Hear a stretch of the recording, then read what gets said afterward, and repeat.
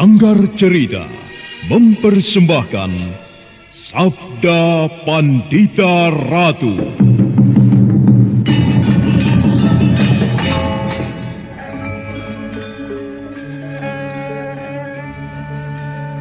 Ana tulis sing yuang widi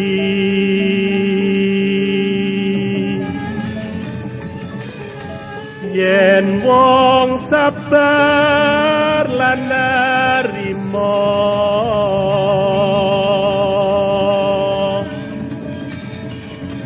kinanjar dawa umure.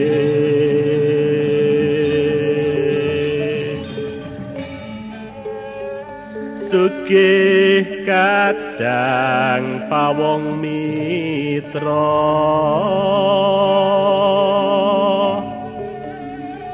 kinacek ing sasama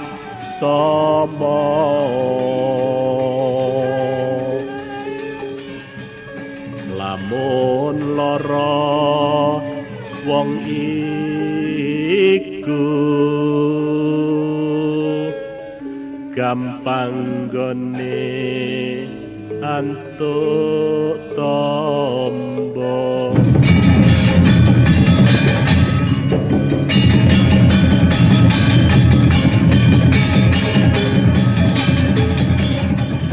Sabda Pandita Ratu, sebuah kisah penuh dilema, tragedi cinta anak manusia, perebutan tahta, mabuk harta dan duniawi, serta silaunya kehormatan, di mana keangkara murkaan merajalela karena dendam yang membara. Kisah ini berlatar belakang berdirinya Singasari. Ken Arok, dialah pemuda yang merekuk pahit getirnya kehidupan. Namun sebenarnya, dialah yang harus melaksanakan sabda-sabdanya. Perjalanan sengsaranya adalah awal untuk meraih keberhasilan, untuk menuju kejayaannya di saat Singasari berdiri.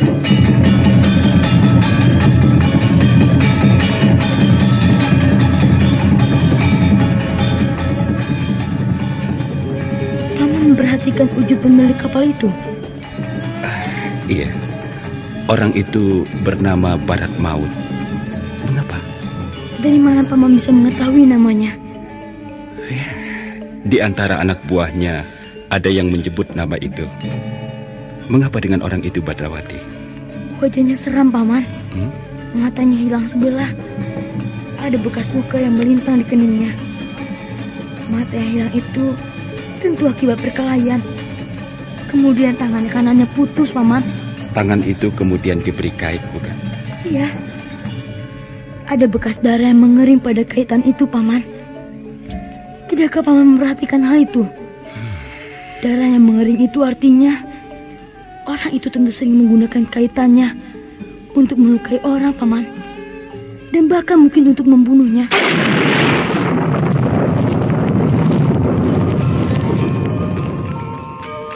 Sabda Pandita Ratu. Naskah ditulis oleh Pondra Swasti Langit, diolah oleh Agung Bahrodi, didukung oleh artis-artis terkemuka Ferry Fadli, Eli Ermawati, M. Abud, Ivone Rose, dan lain-lain. Teknik dan montase Ibing Arifin, dengan sutradara Dian Pertiwi. Sabda Pandita Ratu. Kali ini dalam episode ke-24 dengan judul Sepak Terjang Pemetik Kembang.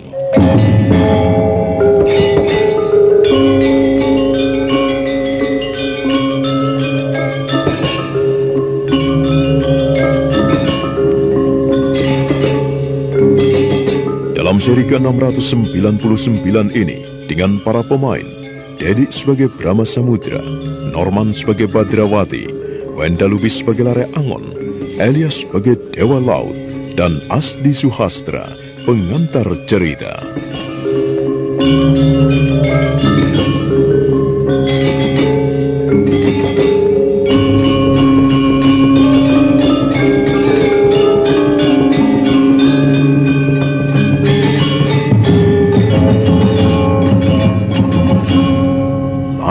Angon terkejut melihat isi peti yang telah terbuka itu. Demikian juga dengan Badrawati yang masih bergelayutan di puncak tiang utama. Lare Angon memperhatikan sosok tubuh yang berbaring pucat itu dengan seksama. Entah mengapa, keadaan orang yang berbaring di dalam peti itu membuat Lare Angon merasakan kulitnya berdesir.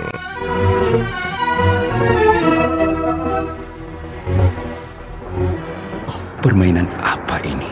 Di dalam peti itu ada orang yang tidur seperti mati. Ya, bahkan mungkin mati karena aku tidak melihatnya bernafas. Dadanya tidak mengombak. Ki Brahma Samudra bermaksud menggunakan mayat itu untuk menghadapiku. Jika seperti itu yang akan dilakukannya, benar-benar merupakan hal yang gila. Permainan gila. Apa yang kau lihat, anak muda? Permainan apa yang akan kau suguhkan kepadaku, Kisanak Brahma Samudra? Lihatlah apa yang berada di dalam peti itu. Kau tentu tertarik untuk mengetahui siapa dia. Ingin pula mengetahuinya bagaimana dengan riwayatnya, bukan? Dengan senang hati aku akan mendengarkan. Jika kau bermaksud menceritakannya, Ki Brahma Samudra. Baik.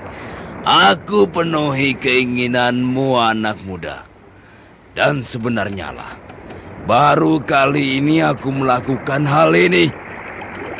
Baru kali ini aku bercerita tentang orang yang berada di dalam peti itu kepada orang-orang yang akan menjadi korbannya. Orang yang menjadi korbannya? Iya. Kau menganggap aku akan menjadi korban dari orang yang berada di dalam peti itu? Iya. Kau dan keponakanmu yang sangat kurang ajar itu akan menjadi korban keganasannya. Baik, aku tidak keberatan. Silahkan bercerita, Kisanak Brahma Samudra. Pada suatu hari, sekitar 15 tahun yang lalu, aku tengah berlayar di lautan lepas. Di sebelah timur sebuah pulau yang bernama Penida. Aku memerintahkan kepada jurmu di kapalku untuk mengarahkan perjalanan lurus ke selatan. Aku mengira, jika aku berlayar ke selatan, maka aku akan banyak mendapatkan korban. Tentu banyak kapal dagang yang lewat di sana. Aku ingin tahu, jika aku berlayar terus ke selatan, aku akan sampai di mana, serta aku akan menemukan apa. Jiwa petualanganku saat itu sungguh meledak, meletup-letup. Debu rombak dan badai serta prahara memang benar-benar sebuah petualangan yang menggairahkan.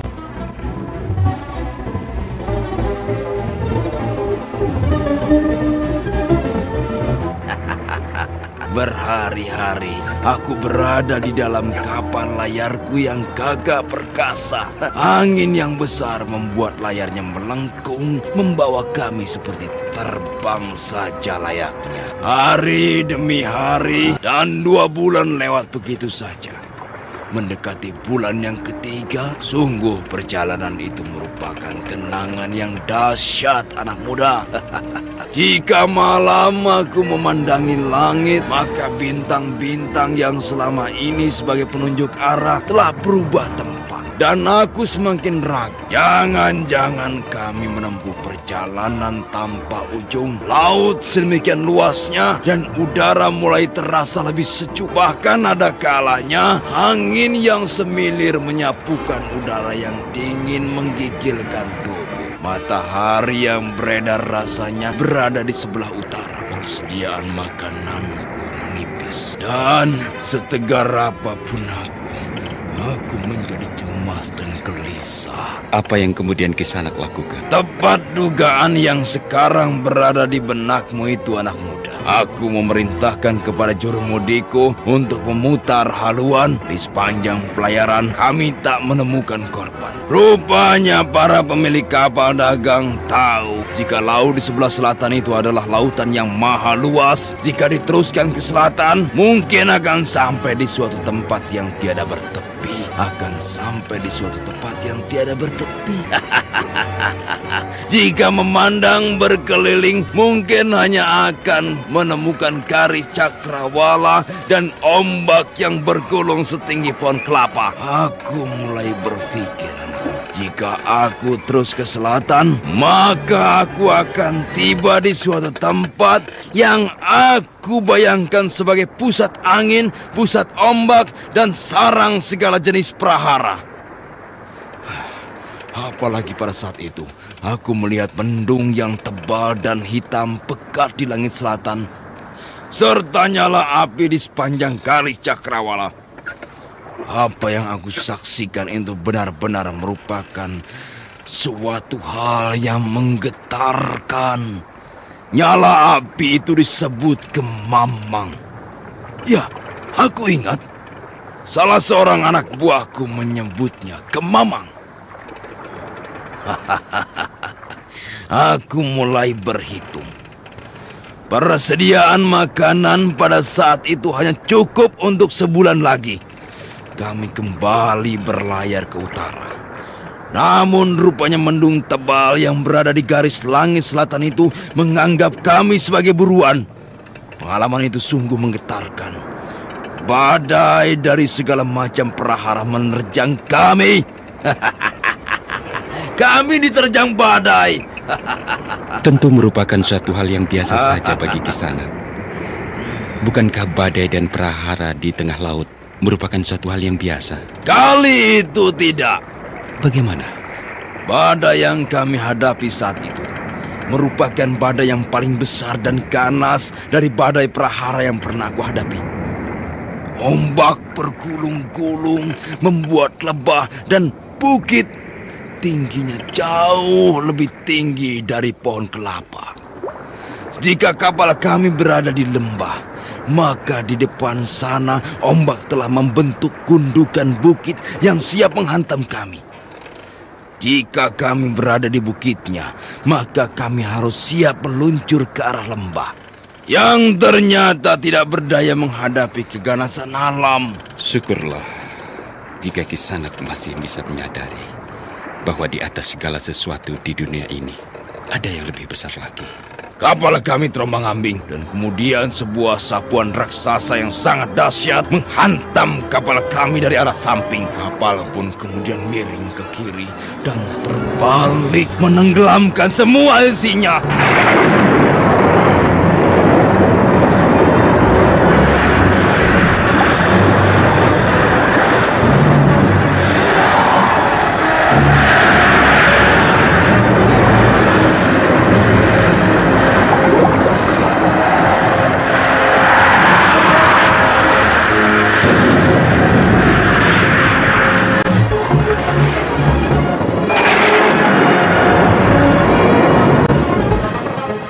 Badrawati yang ikut menyimak kisah itu menoleh ke arah selatan, memandang laut lepas tanpa tepi, membayangkan prahara yang terjadi jika ada ombak bergulung seperti yang dikisahkan oleh pimpinan bajak laut itu dan kemudian datang mendekat ke pantai. Tentu akan membuat porak-poranda rumah-rumah yang berada di pantai itu. Are Angon mendengarkan kisah drama samudra sambil matanya tak pernah berkedip memandang sosok tubuh yang berbaring di dalam peti itu. Are Angon belum menemukan hubungan antara cerita itu dengan peti yang sekarang berada di depannya.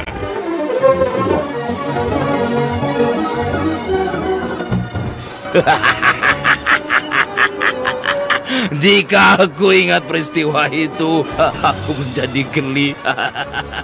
Aku yang merasa bahwa selama ini laut akrab dengan aku, dan aku tak pernah menyimpan rasa takut terhadap kematian, terhadap ganasnya ombak. Saat itu aku benar-benar takut dan ngeri. Suatu kali ombak yang besar menenggelamkan aku cukup lama. Aku menggap-menggap dan menelan air yang asinnya luar biasa. Ketika kemudian bisa muncul lagi di permukaan dan mengambil nafas, kapalku telah lenyap. Anak buahku terkubur semua di laut. Dan aku akan menyusul mereka. Namun dewa lautan nampaknya menghendaki lain. Kau ingin tahu apa yang aku maksud? Iya, katakan saja. Pada saat aku dalam keadaan seperti itulah, aku melihat peti ini terapung-apung. Kau tidak percaya? Aku belum tahu apakah ceritamu bisa dipercaya atau tidak. Kau harus percaya, anak muda. Apa yang aku ceritakan ini benar-benar terjadi. Lanjutkan saja kisahmu. Kebetulan saja peti itu hanyut dekat sekali dalam jangkauan tanganku. Dengan sekuat tenaga, aku berenang dan menggapainya. Akhirnya aku berhasil. Aku berpegangan sekuat tenaga pada peti itu. Aku tak ingat waktu. Namun yang jelas, waktu yang lewat aku rasakan bergerak sangat lambat sekali. Sangat lama. Aku tak ingat dengan tepat berapa lama aku diombang-ambingkan oleh ombak sampai kemudian badai telah mereda. Ada apa, Badrawati? Kisah paman perampok laut ini menarik sekali, paman. Aku sangat berminat untuk ikut mendengarkannya. Maaf, paman. Aku ikut mendengarkan kisah ini. Mana buntalan itu? Paman lihat di atas itu? Oh. Aku gantung ia di sana. Aku akan mempertimbangkan kembali untuk menyerahkan buntalan itu jika paman melanjutkan kisah orang aneh di dalam peti ini. Sudah terlambat, bocah kecil. Aku sudah terlanjur merasa kecewa dengan permainanmu. Kau pun akan menjadi korban keganasannya. Jangan membuat hatiku deg-degan, paman. Lanjutkan saja kisah paman. Baik, akan kulanjutkan kembali kisah itu.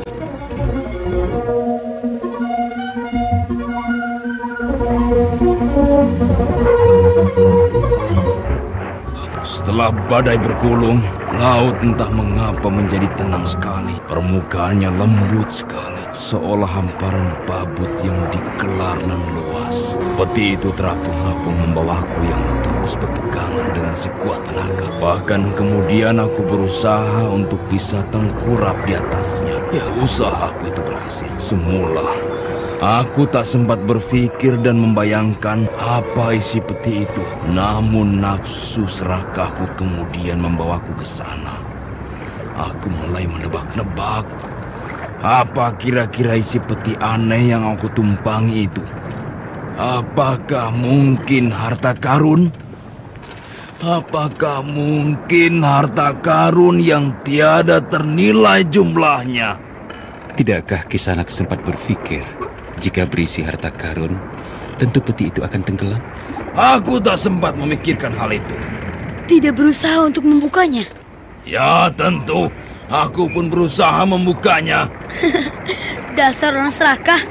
Di tengah laut yang sepi tak bertepi, masih juga terpikir hal itu. Berhasil kau usaha paman itu? Tidak. Karena gembok yang menutup peti itu ternyata sangat kuat sekali. Lalu?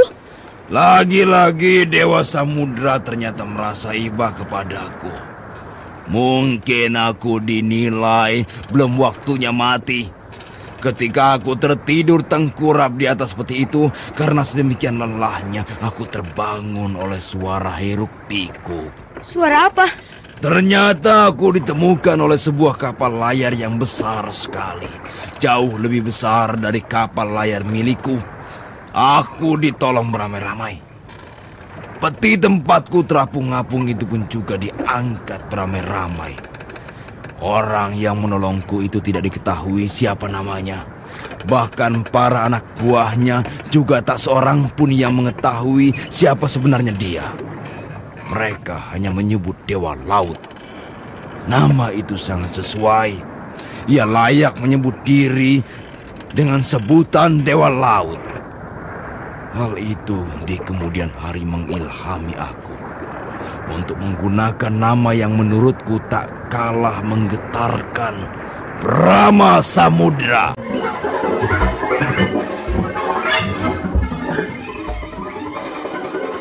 Tatapan mata Brahma Samudra menerawang bagai mencoba memasuki kembali sebuah peristiwa yang menjadi lipatan masa silam. Apa yang pernah dialaminya itu sungguh merupakan kejadian yang tidak mungkin dilupakan.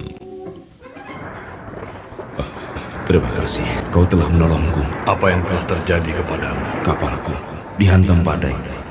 Kapalku terbalik. Kau seorang nakoda kapal? Iya. Kapal apa? Kapal bajak laut atau kapal dagang? Kapal dagang. Aku tersesat di lautan luas. Telah berhari-hari lamanya. Aku tak mengenali arah. Rasanya tempat yang aku lewati saat itu sedemikian aneh dan tak masuk akal. Bintang-bintang yang aku perhatikan di langit seperti mengacau tidak karuan. Kedudukan bintang yang semula aku hafal telah bergeser tidak karuan. Apa isi peti itu? Aku tidak tahu. Itu bukan barang milikmu? Bukan. Aku menemukan terapung apung. Aku kemudian berusaha meraihnya. Peti itu sangat berharga bagiku. Tanpa benda itu, aku mungkin sudah mati, menjadi santapan ikan ganas. Tidak inginkah kau mengetahui apa isi peti itu? Apakah kau bermaksud memilikinya? Tidak. Aku bukan orang yang serakah. Peti itu menjadi milikmu, apapun isinya. Benar demikian? Iya. Baiklah. Aku tidak keberatan peti itu dibuka. Anak-anak, congkel gembok pengikatnya. Buka. Rama Samudra menghentikan ceritanya sejenak sambil mengumbar senyum yang aneh. Badrawati yang tertarik dengan kisah itu tak henti-hentinya memandang ke arah peti yang tergeletak di atas geladak kapal. Badrawati dan Lare Angon saling berpandangan. Sementara para awak kapal yang berada di kejauhan tak kurang gelisahnya pula.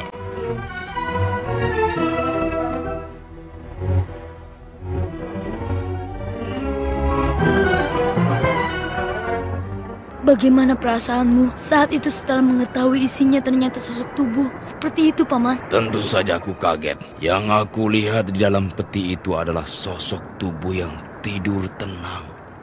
Seperti orang yang belum mati. Kalau sudah lama mati, akan tetapi mengapa tubuhnya tidak membusuk? Lalu, tentunya bukan hanya aku saja yang terkejut. Akan tetapi juga pemilik kapal yang telah menolongku itu. Mereka terkejut bukan halang kepalang. Aku sangat terkejut ketika mereka serentak mencabut senjata dan bersiap siaga menghadapi segala sesuatu. Bagiku, hal itu tentu sangat aneh. Mengapa mereka harus merasa cemas terhadap sosok tubuh yang berada di dalam peti itu? Namun beberapa saat kemudian, aku mengetahui jawabnya. Mereka memang pantas ketakutan kepadanya. Apa yang terjadi? Orang-orang itu berloncatan menjauh sambil mencabut senjata masing-masing. Demikian juga dengan pemilik kapal bernama Dewa Laut itu. Aku yang tidak tahu ada apa sebenarnya hanya bisa berdiri terpaku. Aku bahkan kemudian mendekati peti yang tergeletak itu. Aku perhatikan orang yang berada di dalam peti itu dengan baik. Ia tampan, memakai jubah. Dan yang lebih menarik adalah apa yang berada di pegangan tangan kanannya. Apa? Sebuah sangkakala. Sangkakala? Ya, trompet sangkakala. Jika kalian ingin mengetahui seperti apa wujudnya, nah, inilah benda itu.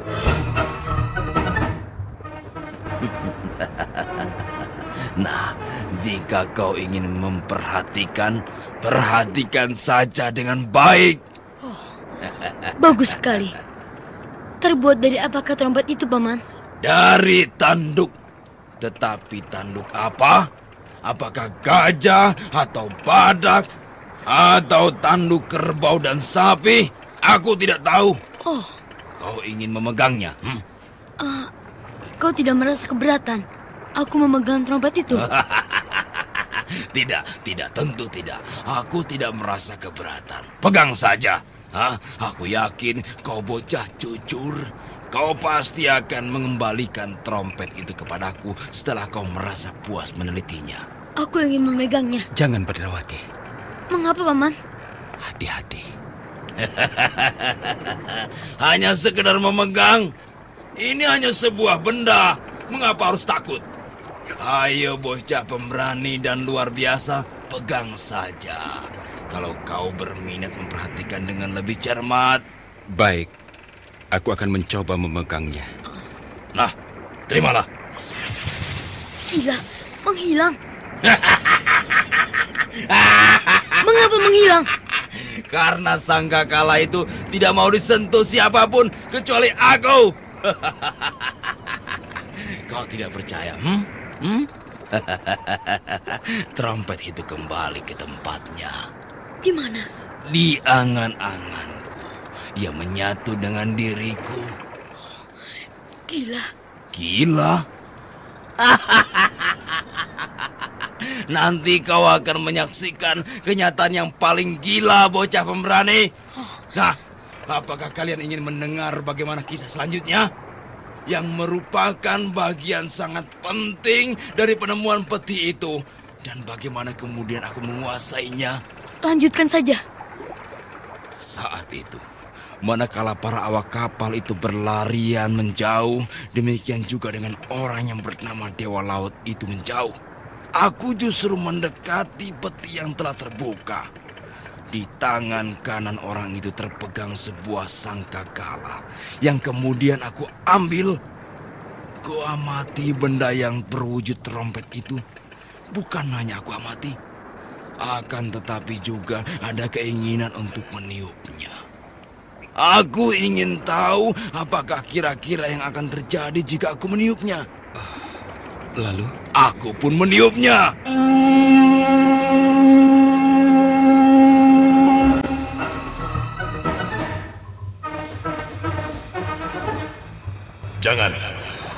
Jangan kau tiup trompet itu.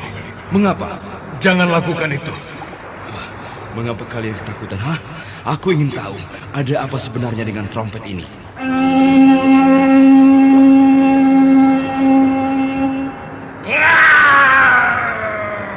Hah? Gila, ia bangkit. Gila, bagaimana ini? Apa?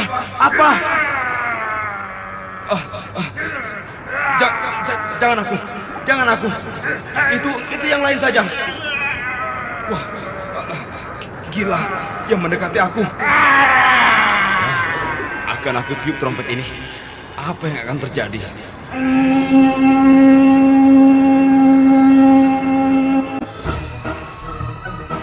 Brahma Samudra meniup kembali sangkakala yang dipegangnya sambil tangan kirinya menunjuk kepada para anak buah kapal yang ketakutan. Mayat hidup itu seperti mengerti apa yang dikehendaki oleh Brahma Samudra. Dia berbalik mendekati para awak kapal yang gemetar ketakutan. Ayo kita berlari.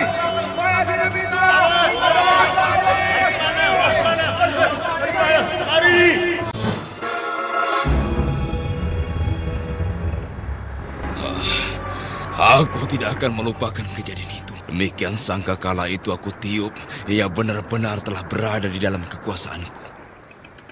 Ia menjadi alatku. Ia akan melakukan apa yang aku perintahkan, asal aku memberinya satu hal, yaitu darah. Darah?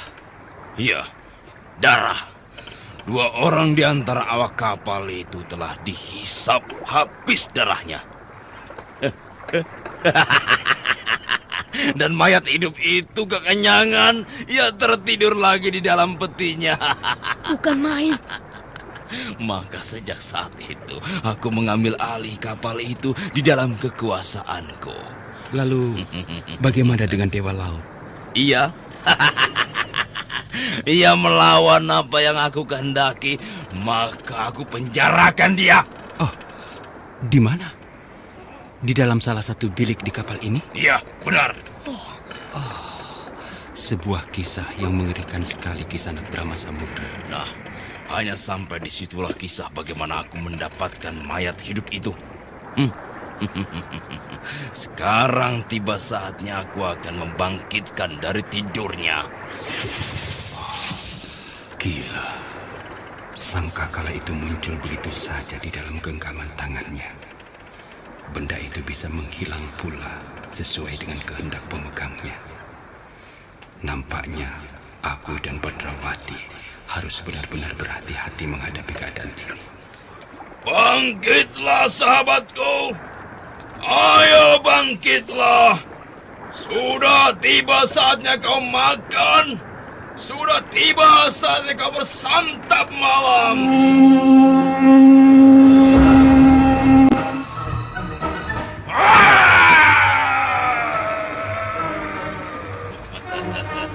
Itu kedua orang itulah calon korbanmu. Badrawati, Bagaimana, Paman? hati-hati. Gunakan cambukmu. Iya. Gila, Bagaimana, Paman? kau masih anak-anak. Kau baru bisa membuang ingus. Akan tetapi getaran cambukmu luar biasa. Gendang telingaku serasa jebol. Aku ingin melihat Hah? apa yang bisa dilakukan mayat hidup andalanmu itu menghadapi cambuk penghancur jagat ini. Penghancur jagat? Sangar sekali nama itu. Iya. Nama cambukku lebih sangar dari namamu. Iya. Gila. Ia tidak apa-apa. Iya.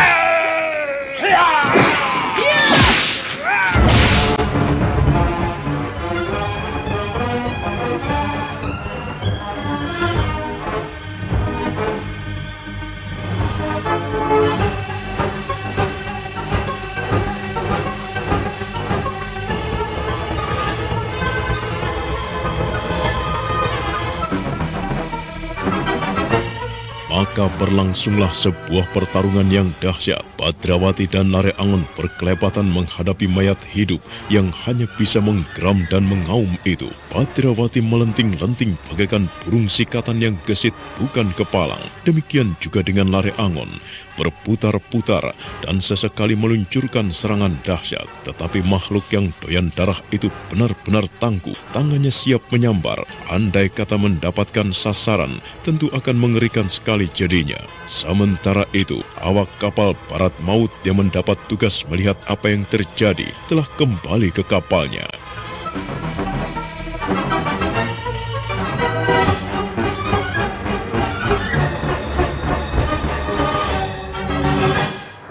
Bagaimana? Pimpinan kita mati.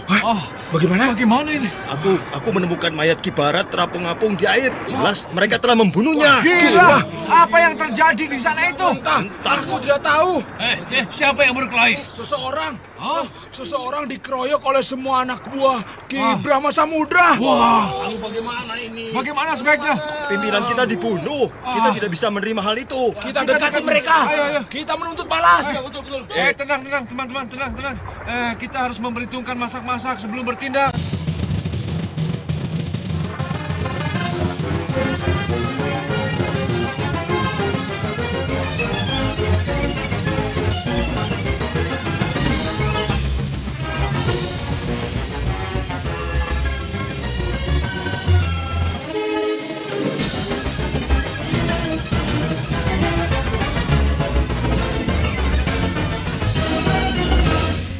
Sementara itu, manakala di atas geladak kapal Badrawati dan Lare Angon bertarung mati-matian menghadapi lawan yang tidak lumrah, maka pada saat itu pula tanpa setahu siapapun, ada seseorang yang menyelinap turun ke dalam perut kapal. Dia bergerak dengan gesit hingga kemudian orang itu berhenti di depan sebuah bilik. Pintu bilik yang terkunci itu kemudian ditendangnya dengan keras.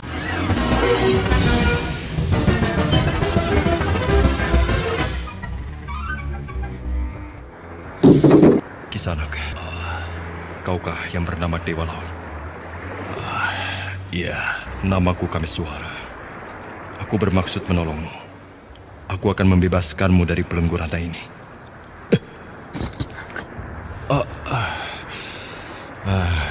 Terima kasih. Saat ini, di atas geladak sedang terjadi pertarungan yang aneh. Makhluk mayat hidup sedang bertarung melawan dua sahabatku. Kedua orang temanku itu kewalahan. Tahukah kau bagaimana cara mengatasi makhluk aneh itu? Sang Kakal. Kau harus menguasai Sang Kakal.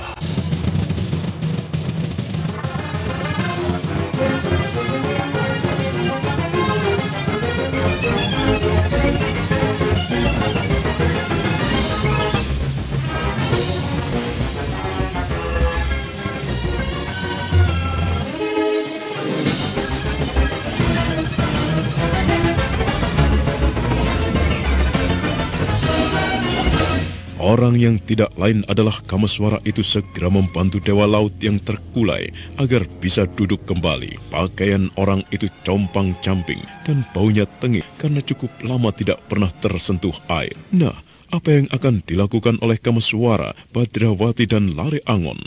Dan bagaimana sepak terjang mayat hidup yang ganas itu? Saudara pendengar, untuk mengetahui jawabannya, ikutilah kelanjutan kisah ini dalam seri berikutnya. Sampai jumpa.